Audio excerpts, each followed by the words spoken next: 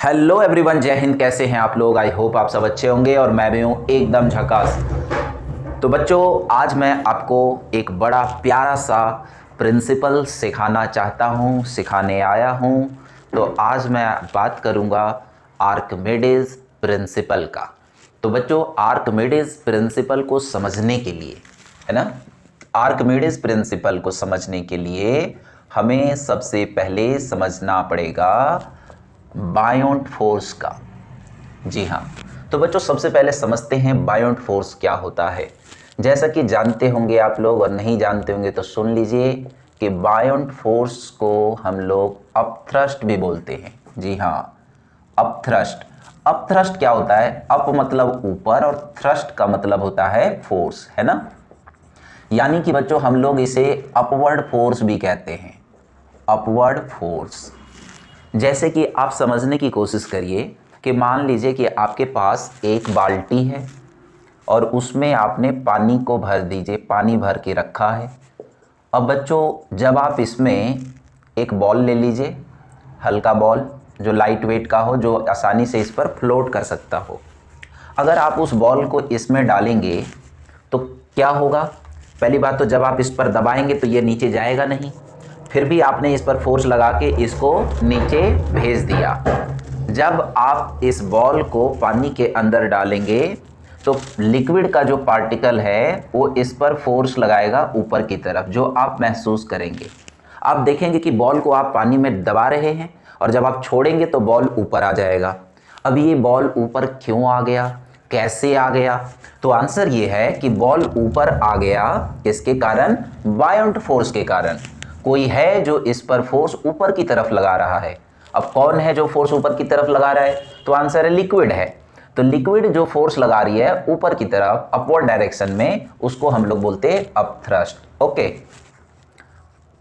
Force, तो force applying by liquid, है ना, लिक्विड, लिक्विड के द्वारा फोर्स लगा रहा है on the body, on the body, body in upward direction.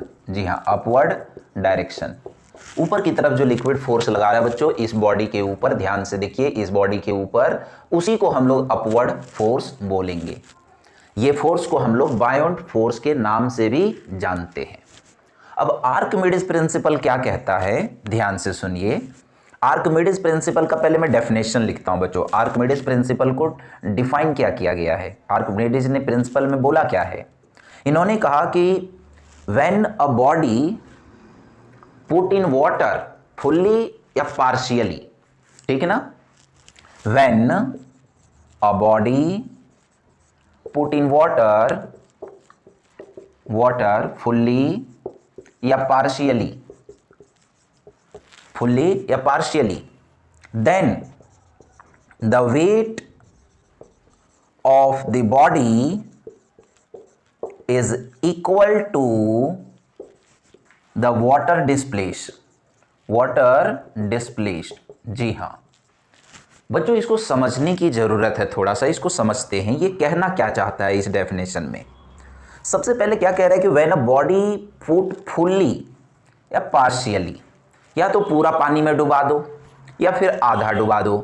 तो हमने क्या देखना है कि जो बॉडी का जो वेट होगा, weight of body is equal to the water displace. इसका क्या मीनिंग है उसको हम अलग अलग तरीके से समझने की कोशिश करते हैं। तो सबसे पहले हम लोग ये समझते हैं कि बच्चों, सबसे पहले आप ये समझिए कि एक कंटेनर है आपके पास, इस कंटेनर में पानी भरा हुआ है, पानी भर दो। उसके बाद इसके अंदर एक बॉल को एंटर करा दो, है ना, एक बॉल इसके अंदर डाल दो, पानी के अंदर एक बॉल डाल दो। ये है बच्चों पानी का लेवल। तो आप क्या देखेंगे कि जो पानी का लेवल जो था ये ए बी, ये थोड़ा सा राइज हो गया। अब ये पहुंच गया सी डी लेवल तक। पहले क्या था? ए बी लेवल पर, अब ये सी डी लेवल पर पहुंच गया, यानी कि इतना चेंज हो गया इसमें। जी हाँ, इतना इसमें डिस्प्लेसमेंट हुआ है। अब यहां पर हम समझने की एक कोशिश करते हैं कि ये डिस्प्लेस हुआ है, बॉडी ने थोड़ा सा पानी को डिस्प्लेस किया। अब ये जितना पानी इसमें आया है जितना पानी इसमें आया उसका हम वेट नाप लेंगे और उसका जो वेट होगा वही वेट इस बॉडी का होगा। जी हाँ, वही वेट इस बॉडी का होगा बच्चों। अब हम क्या देखेंगे, दूसरे कंटेनर में मान लीजिए यहां तक पानी भरा हुआ है और आपने बॉल को आधा इसमें डाला है।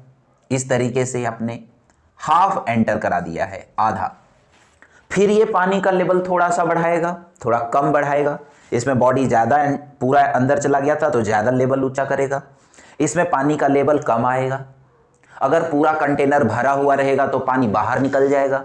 जितना पानी कंटेनर से बाहर जाएगा उसको रख लो, उसका वेट नाप लो, फिर बॉडी का वेट नाप लो। अगर दोनों का वेट बराबर आ गया तो हमारा आर्किमिडीज प्रिंसिपल वेरीफाई हो गया और आप इसको आसानी से करके देख भी सकते हैं। जी हाँ, ये है बच्चों आर्किमिडीज प्रिंसिपल। अब हमारा क्वेश्चन ये है कि ये जो, ध्यान दीजिएगा, हमने एक कंटेनर में पानी भरा। पानी भरने के बाद हमने इसमें बॉल को अंदर डाल दिया। देख सकते हैं बच्चों, एक चीज़ हमेशा आप जानते होंगे, देखते होंगे, फील करना कि किसी भी बॉडी को अगर आप पानी के अंदर डाल देते हैं तो उसका वेट हमेशा कम हो जाता है और जब आप पानी के बाहर लाएंगे तो उसका वेट ज़्यादा हो जाएगा। यानी कि एक 30 से 35 किलो के आदमी को अगर पानी के नीचे दबा दिया जाए तो उस इंसान को पानी से के अंदर से एक 10 साल का बच्चा भी उसको खींच के ऊपर ला सकता है, क्योंकि पानी के नीचे उसका वेट कम होता है। तो हमने एक छोटा सा प्रैक्टिकल किया, एक्सपेरिमेंट किया, उसको देखिए। सबसे पहले हम एक स्प्रिंग बैलेंस ले लेंगे, स्प्रिंग बैलेंस, और उस स्प्रिंग बैलेंस में हम एक बॉल को ऐसे लटका देंगे। बॉल का जो वेट आएगा उसको नाप लेंगे, उसका नाम देंगे हम लोग रियल वेट। जी हाँ, एक और स्प्रिंग बैलेंस लेंगे बच्चों।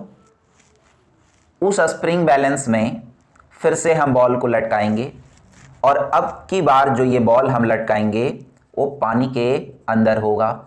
जी हाँ, पानी के अंदर। फिर इसका हम वेट मेजर करेंगे। यहाँ पर जो रीडिंग आएगा इस स्प्रिंग बैलेंस में, उस वेट का हम नाम रखेंगे। इसका नाम हमने दिया अपरेंट वेट। जी हाँ, अपरेंट वेट।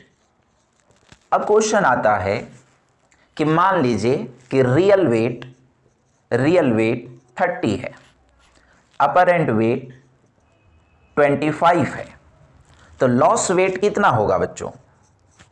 यानी कि कितना ये गलत मेजर किया, कितना वेट हम पानी में लॉस कर दिए। Loss weight equal to real weight minus apparent weight is equal to 5। It means loss in weight is equal to real weight minus apparent weight. यानी कि बच्चों वाटर के अंदर जो वेट होता है वो हमेशा रियल वेट से कम होता है। आप मेजर करके एक्सपेरिमेंट लैब में देख सकते हैं, जो हमने यहाँ पर देखकर रीड करके आपको बताया कि ये वेट कहाँ पर है, एयर में, और ये वेट क्या है, इनसाइड वाटर। जी हाँ, इनसाइड वाटर। यानी रियल वेट इन एयर। जी हाँ, weight in air and apparent weight in water, and the difference between weight in air and weight in water, that is equal to loss in weight.